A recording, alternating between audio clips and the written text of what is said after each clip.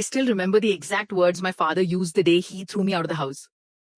"You stopped being our son the moment you refused to sacrifice for this family." My mother stood beside him without saying a word. My younger brother smirked from the couch, already celebrating another victory he hadn't earned. Then my father pointed at the front door. "Leave, and don't come back." I walked away with one duffel bag, $63 in my wallet, and the crushing realization that the people who were supposed to love me had chosen someone else over me. 5 years later, those same people stood outside my office begging me to save everything they had left. By then, I was the only person who could, and for the first time in my life, I had the power to say no.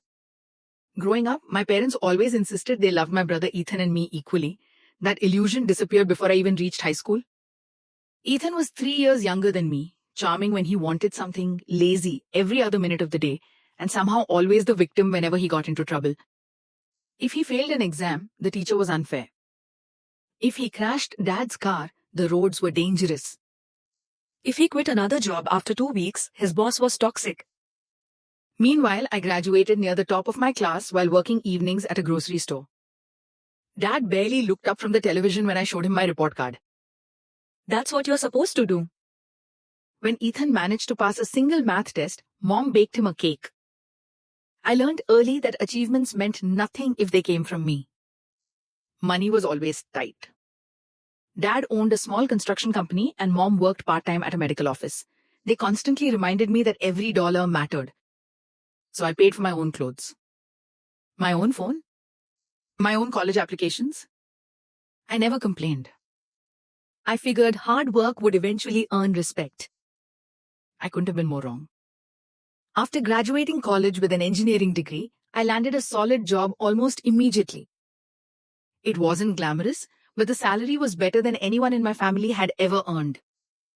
The congratulations lasted exactly one dinner. Then Dad cleared his throat.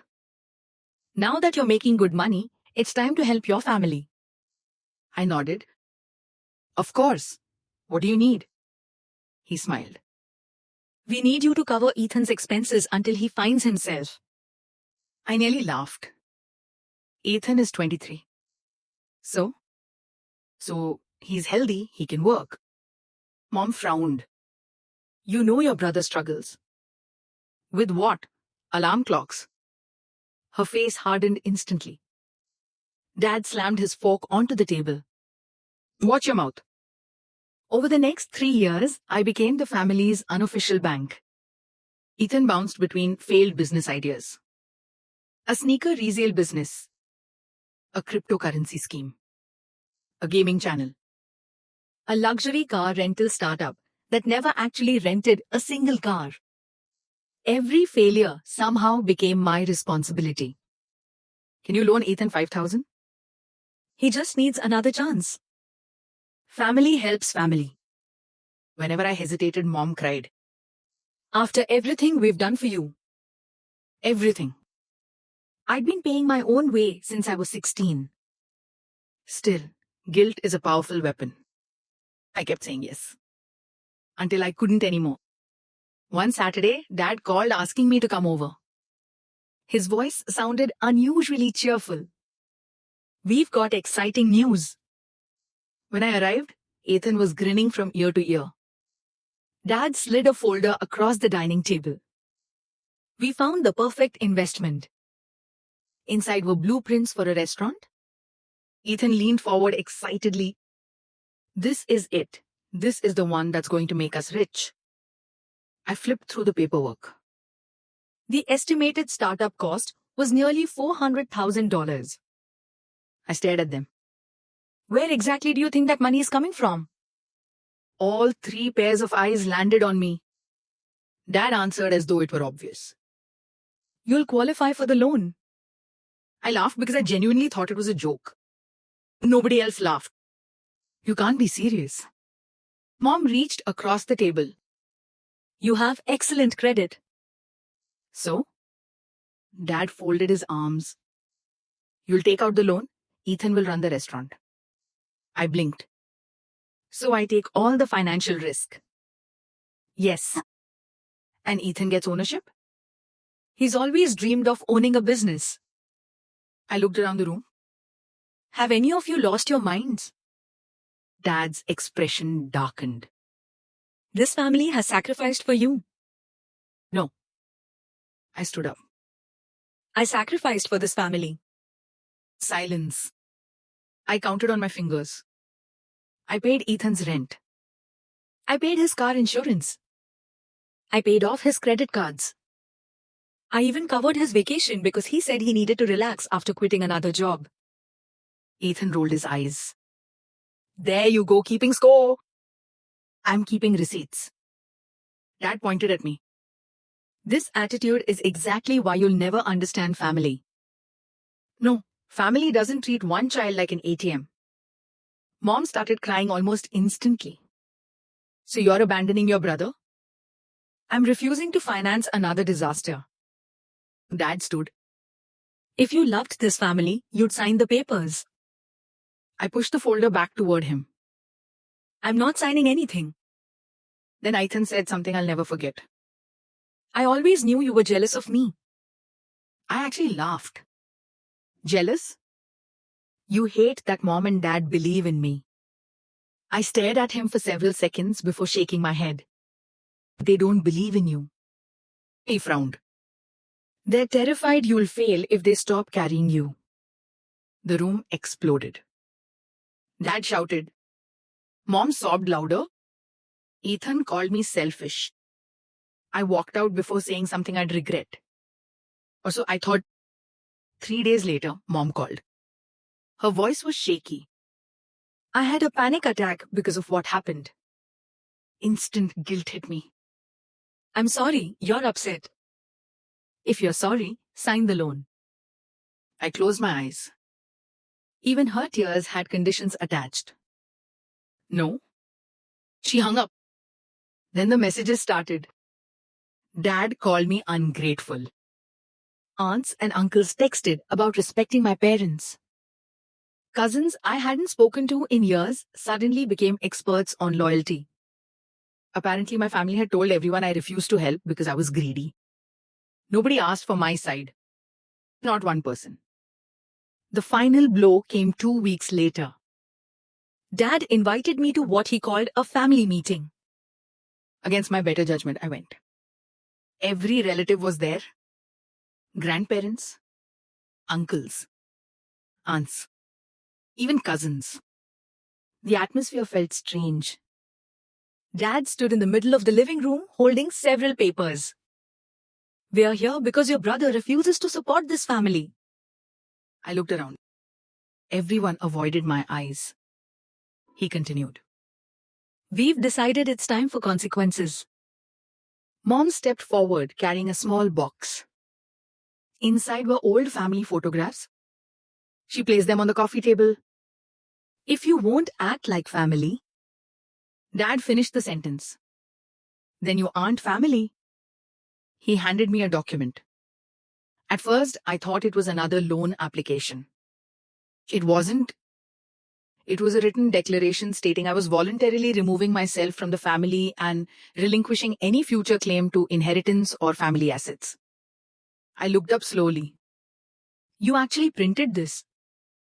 Dad nodded. Sign it or leave this house and never come back. I realized in that moment that none of this had ever been about money. It had always been about control. And they had just made the biggest mistake of their lives. I set the papers back on the coffee table without signing them. The room was so quiet I could hear the clock ticking on the wall. Dad folded his arms. Well? I looked around at every face in the room. My grandparents avoided eye contact. My aunt stared at the floor. My cousins looked uncomfortable, but none of them spoke. I've spent years trying to earn your approval, I said calmly. I worked while Ethan partied. I paid bills that weren't mine. I gave up vacations, hobbies, and my savings because you convinced me that's what a good son does. Mom wiped away fake tears. I never asked for anything in return except to be treated like I mattered. The dad interrupted. Enough with the speech. Sign the paper. He smiled for the first time that evening. No. His face turned red. Then get out. I already planned to. I walked to the front door before turning around one last time. I hope Ethan's restaurant makes you all rich. He laughed confidently. It will. Those were the last words I heard before leaving my childhood home forever. I blocked every family member that night. It hurt more than I expected. For weeks, I questioned myself. Was I selfish? Should I have helped one last time? But every time guilt crept in, I remembered something my grandfather once whispered to me when no one else was listening. Never let people confuse love with obedience. Those words became my new foundation. Instead of paying Ethan's debts, I invested in myself. I accepted a promotion that required moving to another city. I worked long hours, earned certifications, and volunteered for projects no one else wanted. Within 3 years, I was leading an engineering division at a growing technology company. A year later, one of the founders announced his retirement. The executive team offered me an opportunity to buy into the business. It was risky. It was expensive. But unlike Ethan's fantasy restaurant, this company was already profitable. I invested every dollar I had. The gamble paid off. Over the next several years, the company expanded nationwide. By the time I turned 35, I owned a significant share of the business. Financially, I had more money than I'd ever imagined growing up. More importantly, I finally had peace. No midnight phone calls asking for money. No emotional blackmail. No guilt. Then, 5 years after being disowned, my assistant walked into my office. "There's a family asking to see you." "I don't have any family." She hesitated. "They said their last name is Carter." My stomach dropped. Through the glass wall, I saw them. Dad looked 10 years older. Mom seemed exhausted. Ethan barely looked recognizable. His expensive clothes were gone. His confidence had disappeared. For a moment, I considered asking security to escort them out. Instead, I told my assistant, "Send them in." The room was painfully awkward. Nobody spoke for nearly a minute. Finally, Mom broke the silence. "You look successful." "I've been doing well." Dad cleared his throat. "We're proud of you." I almost laughed. Those words had arrived about 15 years too late. "What do you want?" Ethan looked at the floor. Dad answered, "The construction business is failing." "I'm sorry to hear that." "We lost several contracts." "I see. The bank is foreclosing." I nodded without reacting. "And?" Mom reached across my desk. "We need your help." There it was. Not, "We miss you." Not, "We are sorry." Straight to money. Dad slid a folder toward me. This time I didn't even open it. "How much?" He hesitated. $2 million? I stared at him. $2 million? It would save everything. I leaned back in my chair. "And Ethan?" Dad looked uncomfortable. "The restaurant failed." "I thought it was guaranteed to succeed." Nobody answered. I looked at Ethan. "What happened?" He swallowed hard. I underestimated how difficult it was. That was the closest thing to accountability I'd ever heard from him. Mom began crying again. "We've lost almost everything." Dad added quietly, "The house is next." For a second, I remembered Christmas mornings, family vacations, birthday parties. The good memories tried to soften me. Then another memory appeared. Standing in that living room while they demanded I erase myself from the family. I opened my desk drawer. Inside was a copy of the declaration they had asked me to sign. I had kept it all these years. I placed it gently on the desk. Dad's face went pale. "You kept it?" "I wanted a reminder." Mom covered her mouth. "No." I pointed to Dad's signature. "You told me I wasn't family." Silence. "You told me to leave." Silence. You said I would never come back. Silence again. Dad's shoulders collapsed. I was wrong. It was the first genuine apology I'd ever heard from him. Then something happened that I never expected. My father stood up and cried. Not angry tears, broken tears. I failed you. Mom started sobbing. We always expected more from you because we knew you could handle it. I shook my head. That's not an excuse. I know. We kept protecting Ethan. I know. We destroyed our relationship with you. I know. Ethan finally looked me in the eyes. I'm sorry. Those two words seemed to cost him everything. I spent my whole life believing I deserved more than you. He wiped his eyes. I didn't. For the first time, I believed he meant it. But apologies don't erase consequences. I folded my hands. I'm not giving you $2 million. Mom cried harder. Dad simply nodded. I understand. Then I surprised them. I will buy the construction company. Dad looked confused. What? I'll purchase the business at fair market value. His eyes widened. You would? Yes. But under one condition. What condition? You retire. He stared at me. No more debt. No more gambling the company on bad decisions. No more putting Ethan in charge of things he isn't qualified to do. Dad slowly nodded. And Ethan? I looked at my brother. If he wants a job, he'll interview like everyone else. No special treatment? None. To everyone's surprise, Ethan answered before Dad could. That's fair. The acquisition went through 2 months later. I kept most of the employees because they had done nothing wrong. The company became profitable again within a year. Dad retired quietly. Mom volunteered at local charities. Ethan started in an entry-level operations role. For the first time in his life, he had a manager who didn't care who his parents were. He struggled. He learned. He improved. Slowly, he became someone I could actually respect. The biggest surprise came during the company's annual employee appreciation dinner. More than 300 people filled the ballroom. Near the end of the evening, Dad unexpectedly walked onto the stage. He asked for the microphone. I owe someone an apology. The room fell silent. He looked directly at me. I spent years believing my oldest son owed me everything. His voice cracked. In reality, I owed him the love and respect every parent should give their child. You could have heard a pin drop. I favored one son while taking advantage of the other.